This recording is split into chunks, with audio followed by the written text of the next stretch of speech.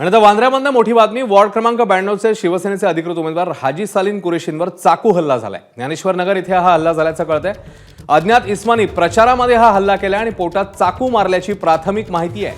हाजी सालीम कुरेशी यांच्यावर महात्मा गांधी रुग्णालयात सध्या उपचार सुरू आहेत. वांद्र्यातल्या ज्ञानेश्वर नगरमधली ही घटना आहे. प्रचारादरम्यान हा हल्ला झाल्याचं समोर येत आहे. सूरज सावंत हा अधिक अपडेट देतील. सूरज, नेमकी किती वाजताची घटना आहे आणि जे उमेदवार ज्यांच्यावर हा हल्ला झाला त्यांची प्रकृती कशी? सूरज, नक्कीच शिवसेनेचे जे उमेदवार आहेत हाजी सालीम कुरेशी यांच्यावरती हा चाकू हल्ला झालेला आहे. नुकतीच ही बातमी समोर आल्यानंतर त्या सर्व सैनिकांनी गांधी रुग्णालय या ठिकाणी धाव घेतल्याचं आपल्याला ज्ञानेश्वर नगर येथे त्या ठिकाणी प्रचार सुरू असताना हा अचानक हल्ला झालेला आहे. नेमके हल्लेखोर कोण आहेत हे अद्याप कळू शकलेलं नाहीये. मात्र पोलीस आता त्याचा शोध घेताना पाहायला मिळत आहेत.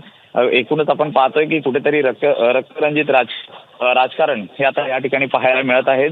याआधी देखील अशा घटना घडलेल्या होत्या. मात्र एकूणच द्वेषातून ही घटना घडली असल्याची माहिती स्थानिकांकडनं दिली जात आहे. शिवसेनेतले सर्वच पदाधिकारी आता त्या ठिकाणी जाताना आपल्याला पाहायला मिळत आहेत. महात्मा गांधी रुग्णालयात त्यांच्यावर अतिदक्षता विभागात उपचार सुरू आहेत. हल्लेखोरांनी 2 वेळा त्यांच्यावरती चाकू हल्ला केला आणि त्या ठिकाणाहून पसार झालेले.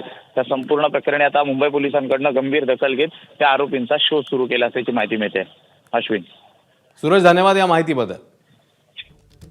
तर वांद्र्यातल्या ज्ञानेश्वर नगरमधली ही घटना आहे. प्रचारादरम्यान अज्ञातांकडनं हल्ला झाल्यानंतर शिवसेना उमेदवार हाजी सालीम यांच्यावर आता उपचार सुरू आहेत. त्यांच्यावर चाकू हल्ला झालेला होता आणि आता त्यांच्यावर रुग्णालयामध्ये उपचार सुरू.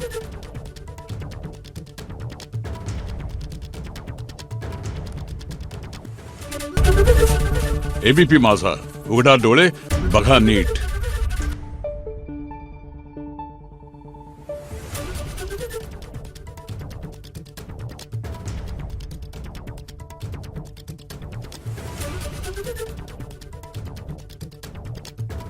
Thank you.